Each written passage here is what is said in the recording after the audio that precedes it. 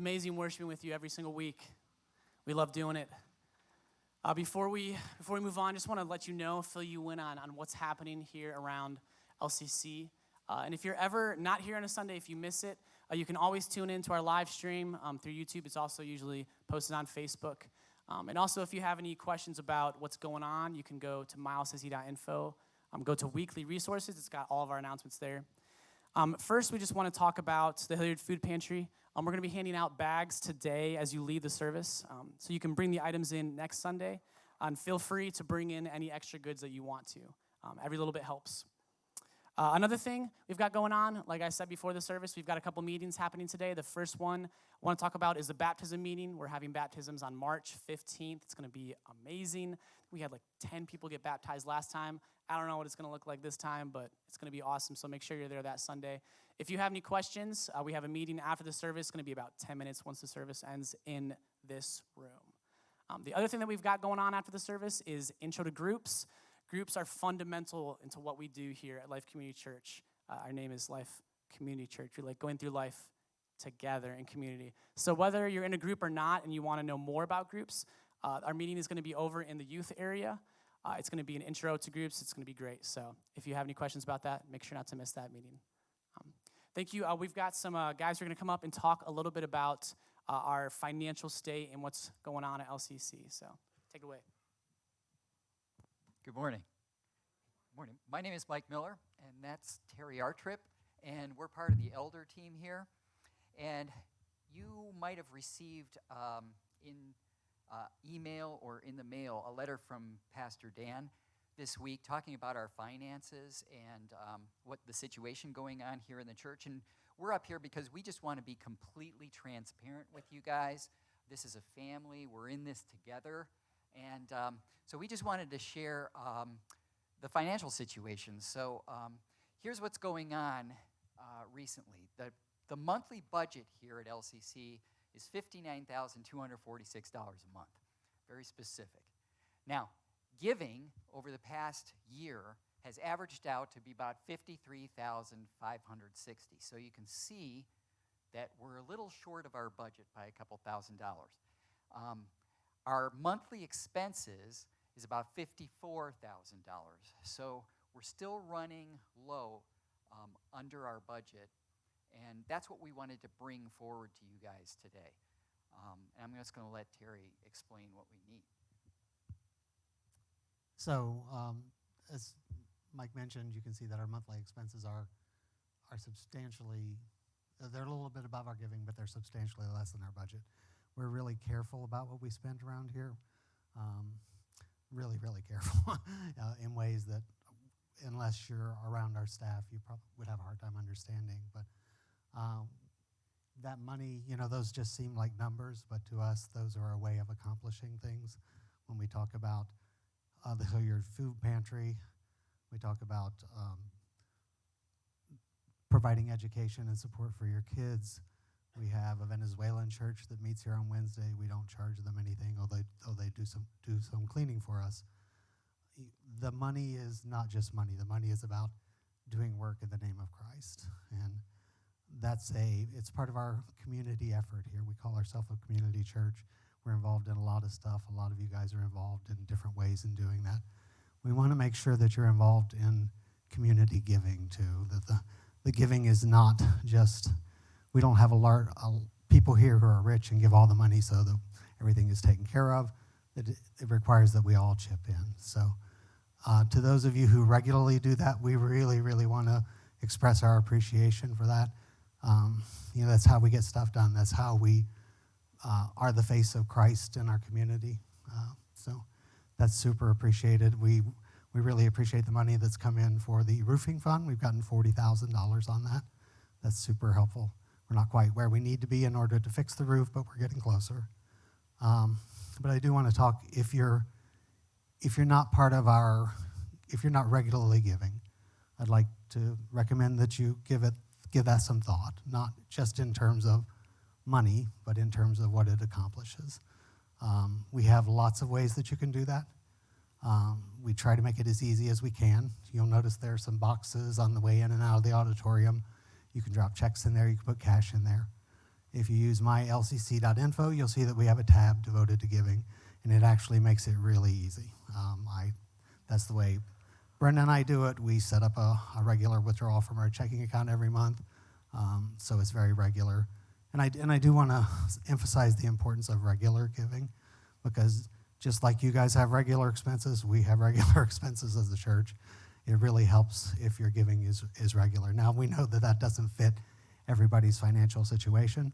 I have a job where I get a paycheck periodically, and so I can sort of depend on that. That isn't everyone's situation, and we do understand that, but we would encourage you to do that.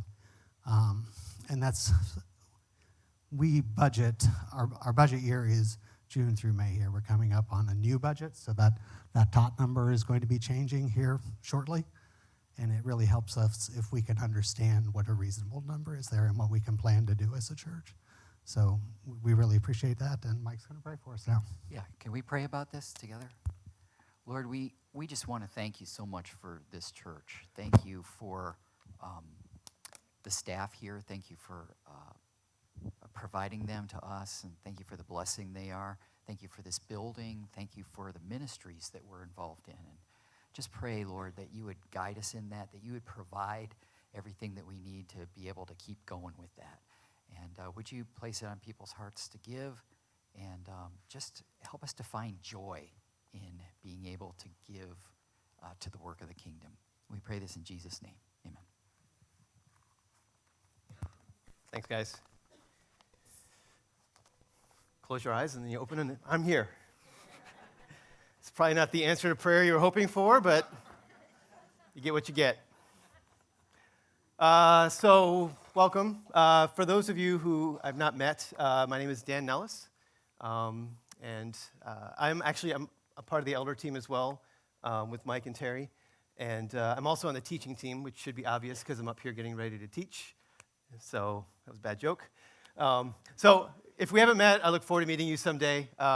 One thing that you get to know me for a little bit, and you'll know that I love pop culture, and I especially really love movies. You'll get to know that I love, I love watching movies. Now, I don't love movies to the extent that everybody in this room loves movies. I know that, but you could say that I have a very strong affection for film. I like all kinds of movies or all kinds of genres of movies, but not every kind of movie. I'd say probably the top of my list would be like a good action film. I love a movie that kind of keeps me engaged and gets my adrenaline going. When I walk out of it, I still feel like I'm kind of in the movie a little bit. Not a huge fan of romantic movies, although I can watch a good romantic comedy every now and then. I'll watch this movie anytime it comes on. I love Groundhog Day. And especially I'll watch a romantic comedy if it involves golf. So again, movies that kind of appeal to my personality and the things that I like. Don't like horror movies, so not going to see any of that up there. I don't like. It doesn't work for me. I will watch a zombie movie. It depends on what kind of zombie we're talking about, though, the fast versus the slow and that kind of thing. Now, I can be persuaded, though, if you can hit the trifecta, if you can bring the three seemingly competing genres of romantic zombie comedies together, then I'm all in, all right? I will watch a good rom-com any day. So as far as action movies go, I think one thing that appeals to me is a good chase. I love movies that involve a chase. A lot of times they involve a case of mistaken identity. Some of these are movies you're going to be like, I've never heard of this movie before, but I'd encourage you to consider maybe this one, maybe not some of the other ones. But sometimes it's a case of mistaken identity. Sometimes it's somebody that assumes a false identity. I love the feeling of dread, that feeling of inevitability that comes upon you when you're watching somebody, just this unstoppable force, right? Just kind of closing in on its prey, right? I love a good car chase, too. I think that's probably the thing in an action movie that I love the most. I love the speed and the adrenaline. Some car chases are just pure eye candy. They're just outlandish. They have no basis in reality for me, and I can just walk out of there and go, yeah. I get done, and I get behind the wheel of my car after the movie, and I'm just I'm still feeling like I could, be that. But probably more than anything, I like a good car chase that has a bit of reality to it, where it's in a setting that I can understand and with people that I can understand and relate to, right? Again, this is an oldie but a goodie. I think one thing about chase movies that they all have in common is that they all involve two sides pitted against each other, right? On one side, you've got the hunter, and on the other side, you've got the hunted. And both of these sides are desperate to achieve their goal, right? The hunter wants to catch his prey, and the hunted wants to avoid being captured at all costs. And the thing that appeals to me about these kind of things, about these kind of chase movies, isn't just the action, although that is kind of fun to see. And you'll think this is a stretch, but I actually think that I enjoy watching the change that happens in a character, the transformation that happens in a character as they're kind of being pushed to the edge, right? As they're backed into a corner, being kind of pushed to the edge of their capabilities, and they're desperate, right? Because I believe that, really it's only when a person is at their most desperate, right? When someone's backed into a corner, when they've kind of lost everything, that you really get to see what's inside of them. And that interests me, seeing kind of what's in the heart of a person. We've been, as a church, going through 1st and 2nd Samuel. We've been in 1 Samuel for a little while. We're not doing like a verse-by-verse, chapter-by-chapter, but we're covering big themes and big parts of it. And the stories found in 1st and 2nd Samuel, they occur after a pretty rough period in the early history of ancient Israel. We call it the time of the Judges. It was so important that they got their own book named after them. We've been talking about how after this rough patch, this rough period of time, that the people of Israel demanded a human king to rule over them. And God, through his prophet Samuel, he told them exactly what they were going to get if they got a king, the good and the bad. But they were persistent in their desire to be like the nations around them. And so God, through Samuel, gave them their first king, Saul. Now, Saul had qualities and characteristics that many people, even now, would find admirable and attractive in a leader of a nation.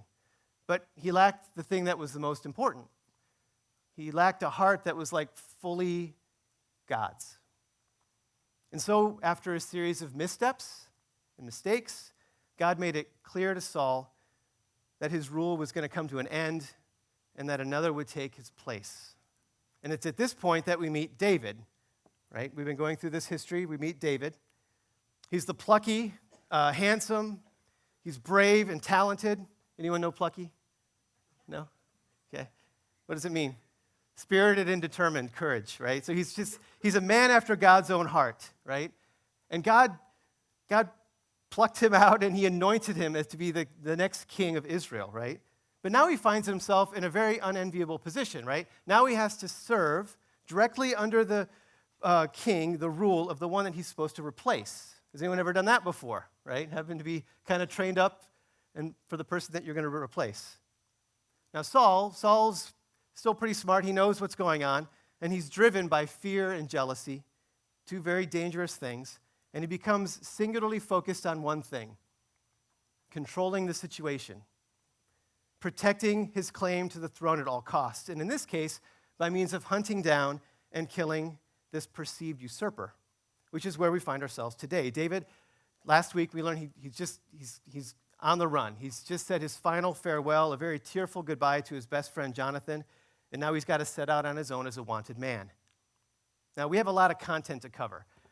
We've got 5 chapters. It's 114 verses. It covers 3 to 4 years of time and miles of distance, and so we're not going to be able to go through all of it. Although I actually think that you'd probably benefit more from me standing here and reading the scripture all the way through and then ending than you would by hearing me talk about it. We're going to go through quite a lot, so I'm just going to ask you to buckle up and hang with me. We're going to be pulling together some different parts of this narrative to try to answer sort of a key question.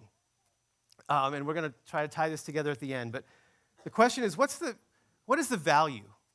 What's the purpose? Is there any good that can come through going through times of intense pain and hopelessness and sorrow? Because I'm going to bet that there's people in this room that can maybe relate to that kind of a question. I know I can. So we're going to start in 1 Samuel. That would be bad. 1 Samuel chapter 21. If you actually have a Bible, open it up. If you have it on your device, please go there. We're going to go through 1 Samuel 21, and we'll start at the beginning. We're actually just going to cover one verse here. We're going to cover, so the very first thing that we find about David is that he's running for his life, and he's alone. So David has just left his friend Jonathan. We're just going to cover one verse here. So David left Jonathan, and he went to Nob, to Ahimelech the priest. Ahimelech trembled when he met him and asked, Why are you alone, and why is no one with you? Now, the text says that Ahimelech trembled when he met David. Now, it's possible that he may have done this out of respect for David because of his reputation as a warrior and as someone who was very close to Saul. People actually did this back then. We read earlier when Samuel would walk into a town that the people would tremble, right? They would visibly tremble. And I think we probably still do this today when someone in authority, someone who we think could do us harm, we probably tremble ourselves. We may not do it as visibly as they did, but I think we do. So it could have been because of his reputation, but it could have been also because he was nervous, because it would have been really, really unusual for someone in David's position to be traveling alone without some sort of an entourage. When someone is that prominent, they usually have some protection of some sort. And this is supported by the questions that he asked David in the second half of this verse. He basically asked David the same question two different ways when he said, Why are you alone? And get this is exactly what David was, right? He was alone.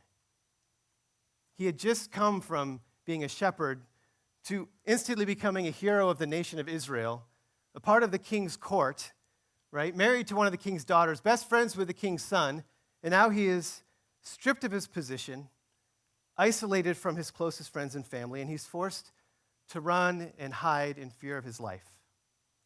So it's natural that someone would want to go, David, why are you alone? I think the slides here didn't quite do what I wanted them to do. So I'm going to go to here. That work? Yeah. That's not quite it either. I wanted that verse. Is there a verse coming up? Sorry, guys. Let's go here. I'm messing up my slides. Can we go back one, please?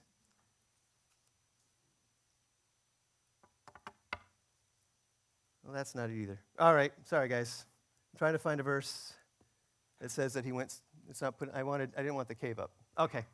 Go to 1 Samuel chapter 22, please.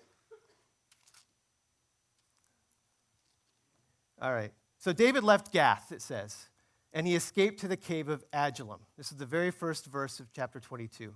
Now, I'm just going to stop there for a second. So not only is David alone, but now he has kind of gone to a place that he never expected that he would find himself. It's called the cave of Adullam. Now, we'll go ahead. Maybe we can put the cave up now. All right.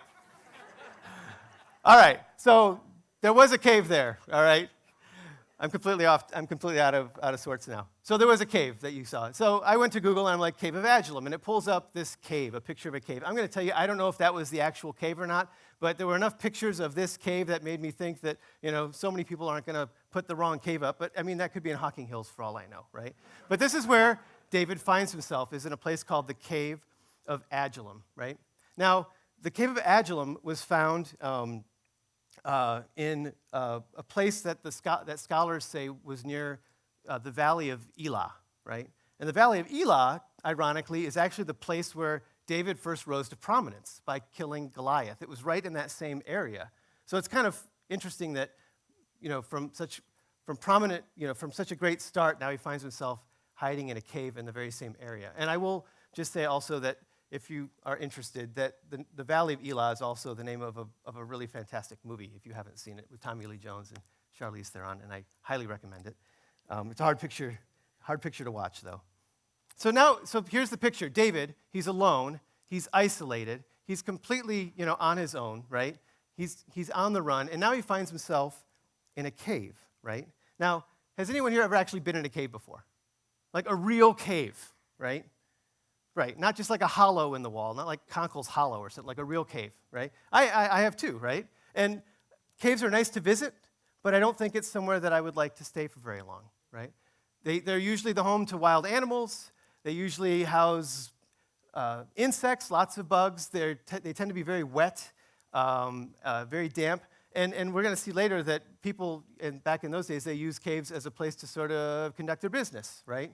And so this is where David is now, alone and hiding in a cave. But the one thing that we find is that David was not completely alone. And you probably already saw that slide. I'm not going to try and go back to it.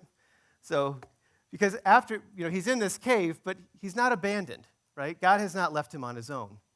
God provided people in David's life to bring him comfort and support. So we find in chapter 22, verse 2, at the end of verse 1, he said that when his brothers and his father's household heard about it, they went to him there, and all those who were in distress or in debt or discontented gathered around him, and he became their leader. About 400 men were with him. So David was alone, but he wasn't abandoned. Right? God provided for David. He surrounded him with people. He surrounded him with his family. I know that when I've gone through hard times, I've gone through dark times, that even the family that I didn't really want around me, I wanted them around me, because there's just something about having family around you to bring you comfort when you're going through a hard time. And I'm sure they were a sight for sore eyes for David, but I'm going to also bet that their presence was a reminder to him of the danger that he put them in, right? Saul's anger and fury were certainly going to spill over into those that David loved, right? So then he has to carry this burden of caring for his family. The text also says that David's plight attracted what he called this ragtag group of men. 400 are referenced here, 600 later in 23, verse 13. So he's got a following now, right? So 400 men, but you got to think that their families and their possessions are going to be following. So David is now not just responsible for himself and for his family, but he's sort of taken on the role of a leader of this group of people who are struggling. They're struggling with their lot in life. They're feeling a sense of despair and hopelessness. There's something about David that they find attractive. But I want to point out that David is no rebel, right? David's not some usurper. He's not trying to build up an army, right? This isn't like, for him, this isn't like the Game of Thrones or something. He's trying to stay alive. He's a fugitive, right? He didn't do anything to deserve this. Anyone ever feel that before? I've not done anything to deserve this, right? But here he is. So he's got his family. He's got 400 new friends. And God provides for him one last bit of comfort through his best friend, Jonathan. In 1 Samuel 23, verse 15, says that while David was at Horesh in the desert of Ziph, he learned that Saul had come out to take his life once again, and Saul's son Jonathan went to David at Horesh and helped him find strength in God. Don't be afraid, he said, my father Saul will not lay a hand on you. You will be king over Israel, and I will be second to you. Even my father Saul knows this. The two of them made a covenant before the Lord, and Jonathan went home, and David remained at Horesh. Bittersweet time, right? David's going through a real rough patch, and his best friend Jonathan comes out to give him comfort and encouragement and hope. But it's also kind of a sad picture because, this is the last time that they're going to really be together. At least it's recorded as friends before Jonathan would later die. So it's happy and sad, right? All of these things being stripped out of David's life. And I look at David and I wonder, what must he have been thinking? What must he have been feeling, right? I wish there was some way that I could pull out of this text and just put myself in David's shoes and understand, then I could know, is there a way out of this? Is there a way to kind of get through this? I wish I could have a copy of his diary or something like that. And then I remember that we actually do have that. David wrote a lot of the Psalms, right? He wrote a lot of the Psalms that we read. The Psalm that we just read together as a church occurred during this time in David's life. We find comfort and encouragement during times when we feel desperation through the Psalms. And during this specific time in David's life, he wrote this, Psalm 142, 1 through 5. He said, I cry out to the Lord. I lift up my voice to the Lord for mercy. I pour out before him my complaint. Before him, I tell my trouble. When my spirit grows faint within me, it is you who watch over my way. In the path where I walk, people have hidden a snare for me. Look and see, there is no one at my right hand. No one is concerned for me. I have no refuge. No one cares for my life. I cry to you, Lord. I say, you are my refuge, my portion in the land of the living. I'm going to keep moving on. So not only was David alone, but not abandoned, but he had limited options. And sometimes he had limited options, and when he was felt like he was backed into a corner, he had to make some difficult decisions in order to survive. Right? Sometimes you're at a place where you have nowhere left to turn and nothing left to do, and sometimes you have to do things that you wouldn't normally want to do. And there's a few instances of that in this group of verses, and I'm only going to have time to cover one of them. So we're going to read out of 1 Samuel 21 and kind of continue with his interaction with Ahimelech. So Ahimelech asks him the question, why are you alone? And David answered Ahimelech the priest and said, the king sent me on a mission and said to me, no one is to know anything about the mission I'm sending you on. As for my men, I told them to meet me at a certain place. Now then, what do you have on hand? Give me 5 loaves of bread or whatever you can find. So later, the priest gave him the consecrated bread, since there was no bread there except the bread of the presence that had been removed from before the Lord and replaced by hot bread on the day it was taken away. We'll come back to that next part in a second. There's no way to sugarcoat this. There's no way around it. David basically lied when he asked why he was alone. Now, you could speculate, and people do speculate, why he did this. Like, why did David just not come out and say, I'm on the run, right? Because it's possible that he didn't know where Ahimelech's loyalties were, right? He didn't know if he could trust Ahimelech. Maybe he wanted to protect Ahimelech and the priests by giving them deniability, that they would say, I didn't know that David was on the run. No one ever told us or anything like that. And so, there's things you could say to help justify why David took the path that he did. But any way you slice it, David deceived Ahimelech to get some much-needed food. And later he receives protection from Ahimelech in the form of the sword of Goliath, which apparently they just had laying around in the city of Nob. Right? Now, the text doesn't excuse David's actions. The Bible, sometimes it just lays it bare and it says, this is what happened. It just describes them. David needed help, but he also needed what all good fugitives need, a cover story. And so he did what it took to survive. And by that act of instinctive survival that he took, he sealed the fate of Ahimelech and his priest friends. Because we see in verse 7 that David wasn't the only one in Nob that day. One of Saul's servants was there, verse 7, detained before the Lord, and his name was Doeg the Edomite, and he was Saul's chief shepherd. So David was a shepherd. Doeg was a shepherd. I wonder if they had a shepherd conversation or something like that. They talked about sheep and stuff. But at the end of the day, that decision to be in Nob and to get the help of Ahimelech, it had a tragic consequence. Because Doeg left and went and told Saul what happened. And Saul, being the reasonable person, assumed the best and let Ahimelech kind of get off with a pass. No, instead, Saul called Ahimelech and 85 of his priest friends to him and demanded an answer for why would Ahimelech help David.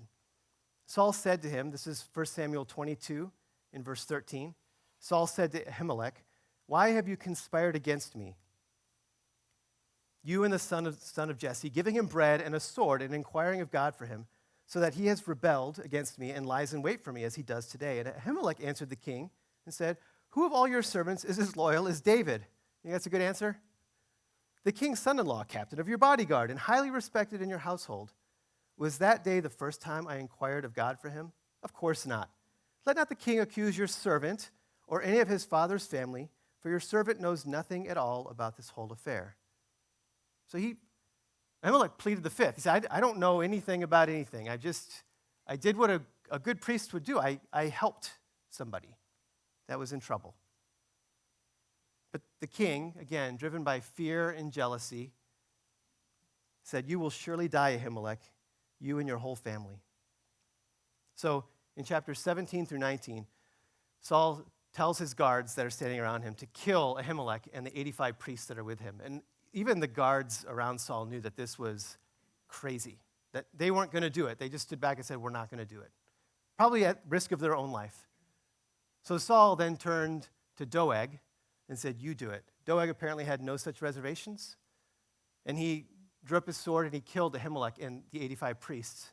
And if that wasn't good enough, then Doeg went to the city of Nob, and he killed everybody that was there, the rest of the priests and their families and all of the livestock. And only one person got out of there alive. His name was this son of Ahimelech, son of Ahitub. His name was Abiathar. In verse 20, it said that he escaped and fled to join David. And he told David that Saul had killed the priests of the Lord. And David said to Abiathar, I knew it. That day when Doeg the Edomite was there, I knew that he would be sure to tell Saul, I am responsible for the death of your whole family. Stay with me. Don't be afraid. The man who wants to kill you, he's trying to kill me too. You'll be safe with me. Notice David's response, right? He owns it. I'm responsible, right? An innocent, seemingly innocent decision to seek help from Ahimelech. Ahimelech's seemingly innocent decision to give that help led to the killing, the murder of over 100 people, hundreds of people probably, right? And now that's a weight that David has to carry for the rest of his life. That his path to the throne is covered in blood, right? David didn't want this. He didn't ask for this. We read again in the Psalms. This is a psalm that is attributed to this specific time when the priests of Nob were killed. And David wrote, and he said, why do you boast of evil, you mighty hero? Why do you boast all day long, you who are a disgrace in the eyes of God, you who practice deceit? Your tongue plots destruction. It is like a sharpened razor. You love evil rather than good, falsehood rather than speaking the truth. You love every harmful word, you deceitful tongue. Surely God will bring you down to everlasting ruin. He will snatch you up and pluck you from your tent. He will uproot you from the land of the living. The righteous will see and fear. They will laugh at you, saying, here now is the man who did not make God his stronghold, but trusted in his great wealth and grew strong by destroying others. That's Psalm 52. That's the outpouring of David's heart. We're going to keep moving here. So the third thing, so David's alone, right, but not completely abandoned. He has to make hard decisions sometimes, and sometimes those decisions had tragic consequences. And then David, sometimes, he was given an opportunity, a clear path to the throne, certain victory, and in those moments he refused to compromise. We're going to look at 1 Samuel 24. We'll start at verse 1. It said that after Saul returned from pursuing the Philistines, he was told, David is in the desert of En-Gedi. So Saul took 3,000 able young men from all of Israel and set out to look for David and his men near the crags of the wild goats. He came to the sheep pens along the way, and there was a cave, and Saul went in to relieve himself. David and his men were far back in the cave, and the men said, this is the day the Lord spoke of when he said to you, I will give your enemy into your hand for you to deal with as you wish. Then David crept up unnoticed and cut off a corner of Saul's robe. So Saul had taken a detour from pursuing David in chapter 23. We unfortunately had to skip over chapter 23. I would encourage you to read it. But he had to take a detour from pursuing David to deal with a Philistine threat. And then he took care of the Philistines, and he turned his attention back to David with 3,000 of his men in tow. And in the desert of En-Gedi, which was on the western shore of the Dead Sea, about 35 miles or so from Jerusalem, he had to go to the bathroom, right? You ever see that in a movie? I'm just going to take a little side here. You watch me, no one ever goes to the bathroom, right? TV shows, no one ever goes to the bathroom. It's just one of those things you're like, I appreciate that about the Bible. It just says Saul had to do what he had to do, right? Well, as luck would have it, David and his men were hiding in the back of the very cave that Saul chose to do his business in. David's men naturally took this as a sign that Yahweh had miraculously provided an opportunity to kill Saul. And then we hear an almost comical conversation about God's will for David's life, basically in a public urinal, while Saul was just feet away, right? It's kind of a comical picture, right? So much so that his men even referenced kind of a prophecy that isn't really even recorded in Scripture, right? So David then took this opportunity to sneak up on Saul, and rather than deal a killing blow, he cut off a corner of Saul's robe, which seems peculiar, to say the least. We don't really know what it meant. It could mean that he just wanted to use it as proof that he could have killed Saul. It could have been a symbol of the kingdom being torn or cut away from Saul. We've seen that before. We honestly don't know. But whatever the meaning of this act, David immediately felt sorry for it. We read further in verse 5, chapter 24. Afterward, David was conscience-stricken for having cut off a corner of his robe. Can you get that? And he said to his men, "The Lord forbid that I should do such a thing to my master, the Lord's anointed, to lay a hand on him, for he is the Lord's anointed." With these words, David sharply rebuked his men and did not allow them to attack Saul. And Saul left the cave and went on his way. So whatever the meaning of the cutting of the corner, it was enough that David felt horrible about it, right? It seems like an overreaction.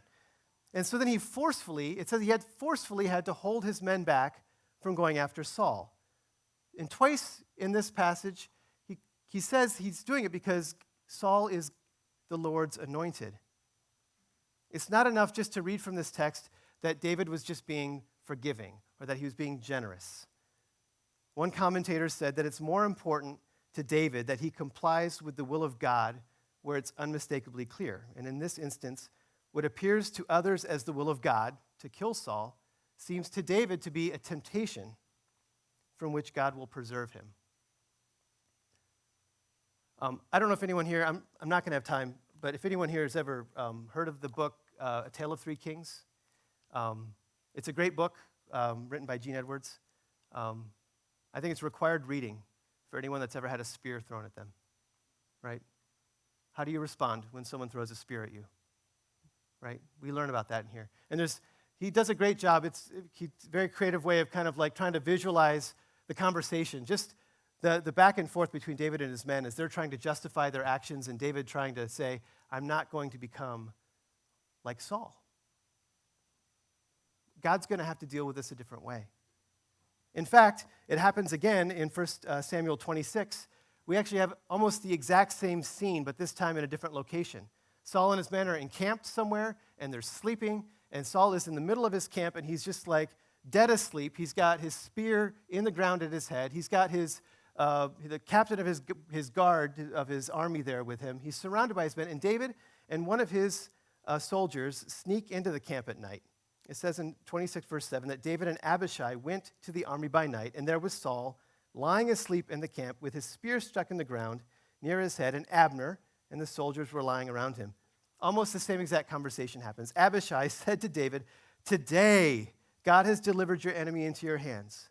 Now let me pin him to the ground with one thrust of the spear. I will not strike him twice." And David said to Abishai, "Don't destroy him. Who can lay a hand on the Lord's anointed and be guiltless? As surely as the Lord lives," he said, "the Lord himself will strike him.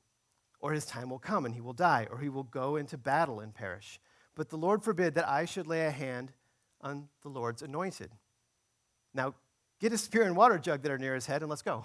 So he's like, I'm not going to kill him, but let's take some of his things. Again, we read later that in both of those instances that I just read, and we're not covering it, there's this great interaction between David and Saul. David both times comes out to Saul from a distance and says, "Hey, like, I've got your robe, I've got your spear, like, God's given you to me, but I'm not doing it." And both times Saul, he's moving closer to like realizing what's going on. And I encourage you to read these. But again, David says, I'm not going to do it. I'm not going to give in to this temptation to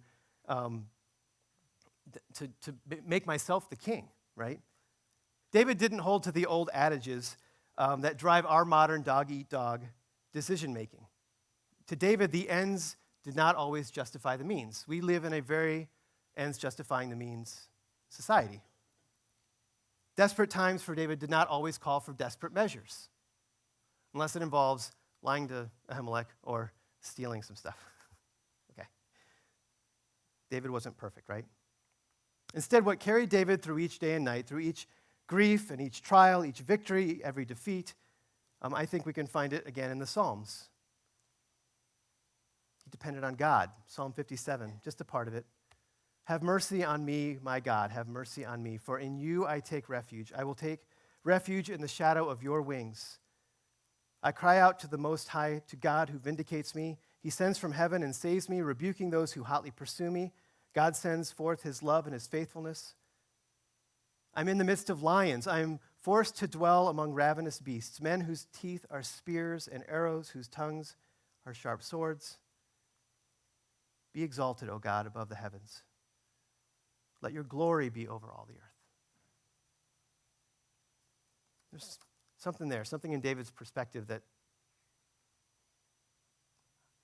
I think I could see myself being one of the 400 or 600 people that just say, I want that too, you know? So let's summarize the ground that David has covered in these past few chapters over the past 3 to 4 years. David was alone. He was faced with making impossible decisions. He was pressured to act. We actually read in 1 Samuel 23, we didn't get there, but he was actually betrayed by some people that he even protected. He was tempted to compromise. Can anyone else here relate? I mean, maybe you haven't been hiding in a cave. Maybe you're not like literally on the run for your life, right? But maybe you faced something similar. Maybe you've faced isolation. Anyone here ever faced loss or betrayal? Disappointment, desperation, temptation?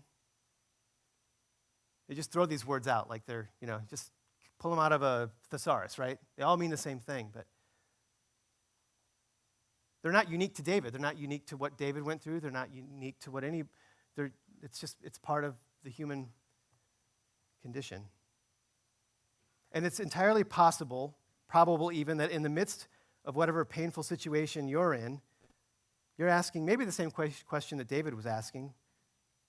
What good can possibly come from all of this? Is there any good that can come from what I'm going through right now? One thing that I do know is that there's no simple answer. There's no simple answer to the question of pain and suffering. So I'm not going to presume to give you like 3 points. I'm not going to give, there's shallow platitudes, right? We don't need that. But as I've kind of thought through this passage and what God's been talking to me about, I can't help but think that we might have gotten an entirely King David if we hadn't seen fugitive David. Because David was already proven to be God's man, right? His heart was fully after God's. We know this, but maybe God wasn't done making him throne ready. Consider this. David was the man after God's own heart. He was chosen to be Saul's replacement, but his path to the throne would be nothing like Saul's. Tom mentioned this, Burns mentioned this a few times back when he was talking about Saul's path to being king. That Saul basically went from being a nobody to a king in what felt like 24 hours, right? His rise to the top was quick, right? He rocketed to the top. And the text never explicitly says this, but I can't help but wonder if Saul's epic failure was in part due to his relatively easy path to power. David would take a completely different road. David's path to the throne was one that would take him for a season. He thought he was going to be the king, and instead, he went a completely opposite direction, right? And I think the same applies to you and me. I think that we're on a path, and we think that this is the path that God has us on. We've accepted the gift of God through Jesus Christ, right? We think, okay, this is it, right? But the path that God has us on, it's not just a path to heaven, it's a path on this world here and now. And maybe, just maybe, God's not finished with his work of transforming you and me. And so, sometimes we have to go through stuff that we find difficult to bear. Dallas Willard, in his book, The Allure of Gentleness, he talks about a way in which pain can serve a good purpose. It's a good book. I recommend it. He says that it's only in the heat of pain and suffering, both mental and physical, that real human character is forged. One does not develop courage without facing danger, patience without trials, wisdom without heart and brain-racking puzzles, endurance without suffering, or temperance and honesty without temptation. These are the very things we treasure the most about people. Ask yourself if you'd be willing to be devoid of these virtues, and if your answer is no, then don't scorn the means of obtaining them. Now, he finishes. He says, I'm not saying that we should go looking for pain so that we can develop character. That's not at all necessary. All we need to do is make an honest effort to discover what is right and wrong, good and bad, and when we're convinced on these points, then simply go out and face life for what it's worth. There's going to be plenty of opportunity to develop character. But you will never develop character by running from unpleasant situations any more than you will develop your intellectual capacities by running from study or tone up on your six-pack abs by avoiding exercise. That's a lot of reading, I know. But something struck me there. Because I believe that God is in the business of redeeming and renewing this world. And he's still in the business of redeeming and renewing you and me day by day, even by means that we may find in the moment difficult to bear. And I'm reminded of what Paul had to say about this in 2 Corinthians chapter 4. Paul wrote 2 Corinthians 4:16, and he says, therefore we don't lose heart. Though outwardly we are wasting away, inwardly we're being renewed day by day. For our light and momentary troubles are achieving for us an eternal glory that far outweighs them all. So we fix our eyes not on what is seen, but on what is unseen, since what is seen is temporary, but what is unseen is eternal. I don't feel like I need to expound much more on what Paul said. I think he summed it up. But I think that Paul realized that through all of the physical hardship that he experienced, and if you know about Paul, you know experienced a lot of physical hardship. He felt that he was compensated for that with an inner spiritual renewal, such that he was able, with this perspective, to describe his afflictions as light and momentary. Do you feel like that's something you could say about what you're going through right now? Do you feel like you have the perspective to say this is a light and momentary thing? Maybe that's a work that God is doing in our hearts. That's just one thing to consider. One more, as far as like is there any purpose? Can any good come out of this stuff? Is there any value that comes when I consider the question of pain? I think about, how did David actually respond in the moment? What came out of David in the moment?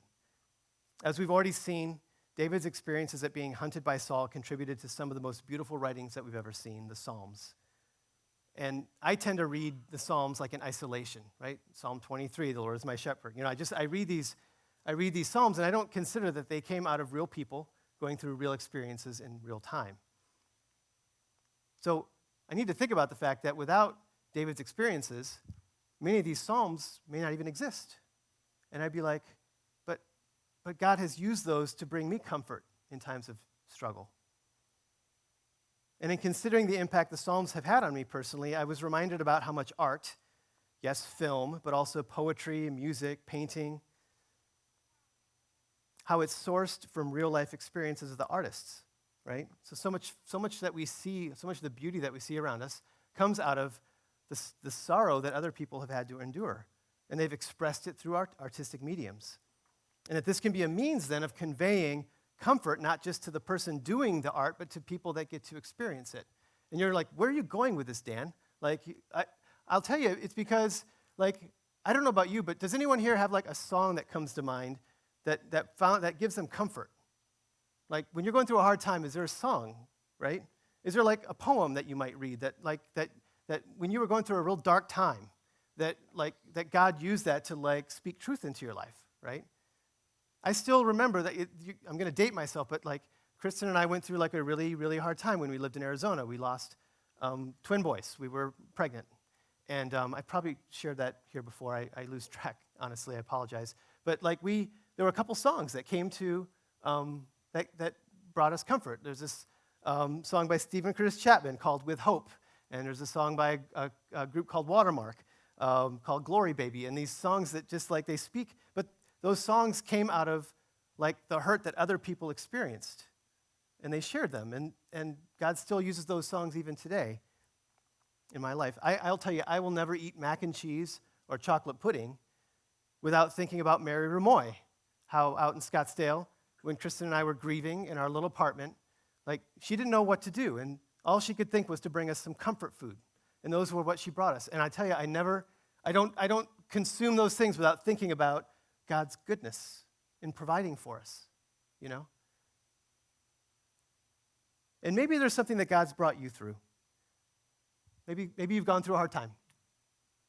And as painful as it may appear, this thing could be used to bring meaning and comfort and hope to another. And you say, I don't want that.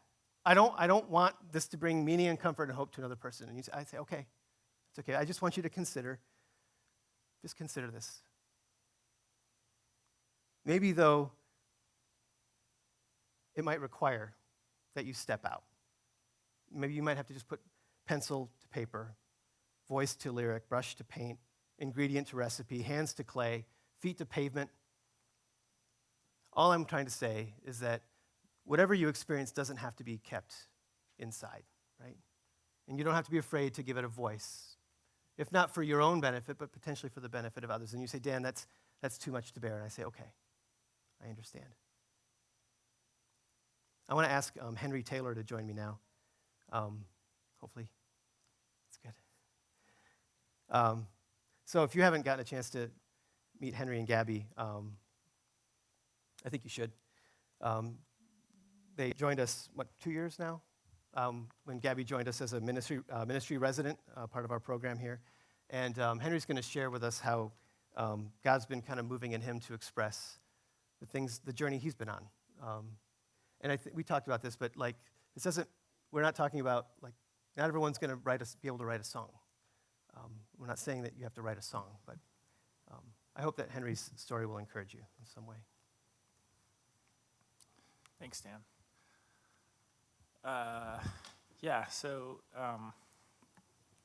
So we moved. I grew up in California, and we moved here about almost 2 years ago. And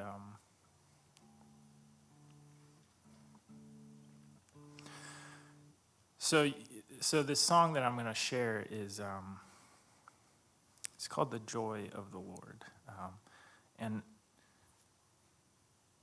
let me just give you a little context, because otherwise I think it'll just kind of be out there but not have much meaning. So about 5 years ago, my mom passed away, and that was obviously a very hard experience. You talk about songs that stick out, and there was a song, like this night, my wife and I came home, and I turned this song on. It's called "Anchor of My Soul" by Josh Garrels and Beautiful Eulogy, and I just was like sobbing, and I just kept playing it and crying. So there's meaning in music, but I also want to, just writing. I'm not a journaler, but writing has been super helpful for me. And so about a year and a half ago, a friend's wife got cancer, and they have 6 kids, and like all still in school, under high school age, or in high school and down. And his experience with his wife was just so it was so similar to my struggle with my mom, and it was so difficult to watch. You're just sort of there. How can I be with you? How can I support you? But also, don't let me, impose myself on you. You've got enough going on. And so I wrote this, what I'm going to share in a couple minutes, as just sort of a remembering of that. And really, it's just like I'm gonna wait for you, God. I'm gonna wait for you here. Even when I can't feel you, I can't tell if you're here or not. And so,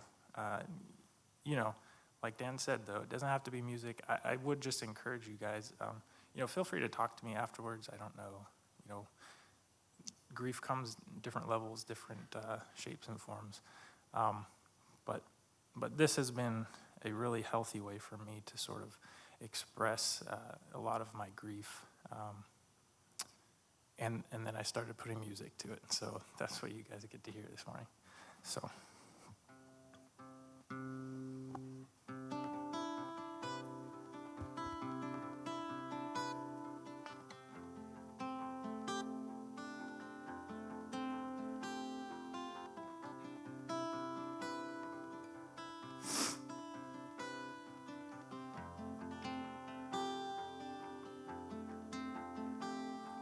The tribulations come, fill my body with ache.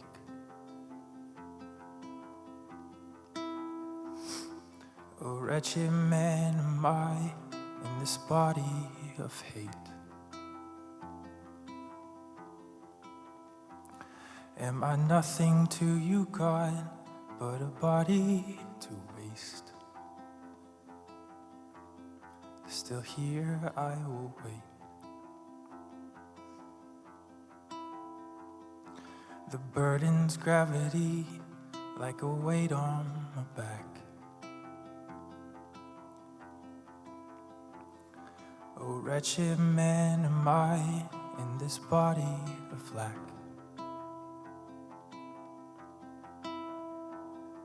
A canvas littered rife with stripes on the back. But here I will wait.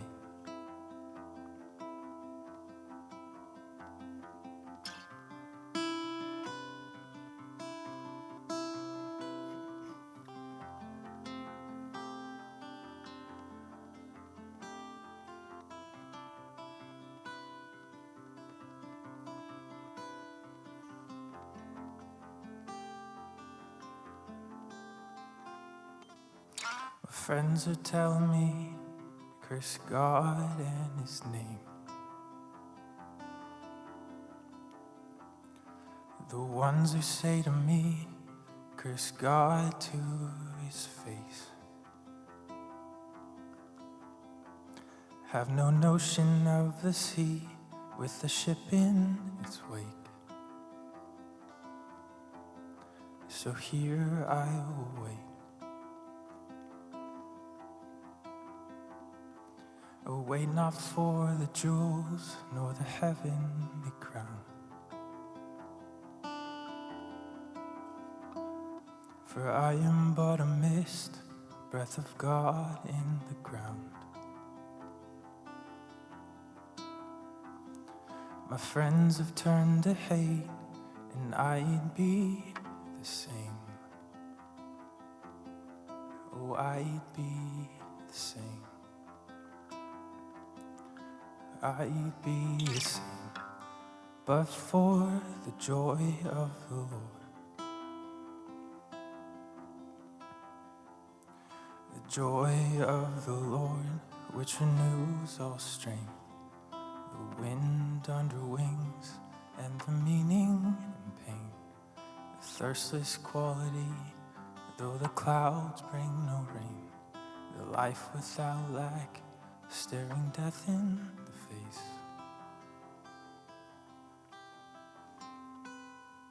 You were not in the tremors, splitting mountains up high. You were not in the thunder, nor the turbulent skies. You were not in the flames, and so alone here am I. And here I will wait for you. For you. For you. For you. for you.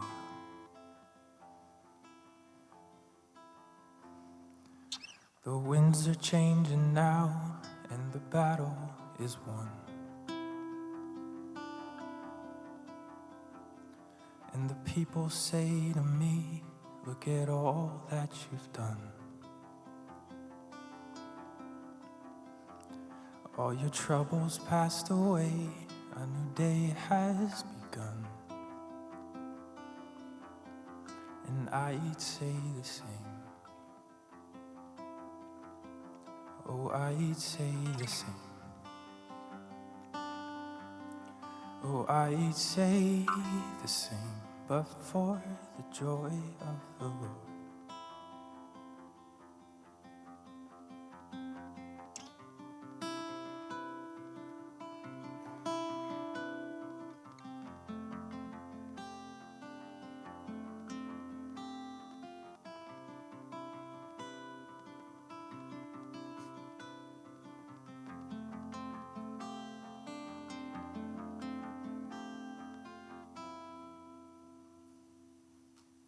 Thank you.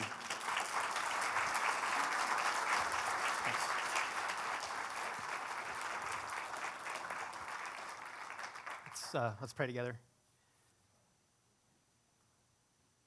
I don't even know where to go from here, God, other than to say that we're at your feet and that you would just give us your heart, that you would develop within us whatever it is you want to develop within us, character, resilience, that you would make us more like your Son, Jesus. That whatever comes our way, God, that we would say the same thing, that you should be exalted. God, if there's a way that beauty can rise from ashes, you're the one that can do it. And if you prick hearts in that direction, God, we'll give you praise. And if it's a healing balm to those around them, God, we'll give you glory. Thank you for never moving, God. Even in the midst of our sorrow, we know that you're a fixed point. We look to you. Give us your heart. We pray through your Son. Amen. Supposed to do something. Oh.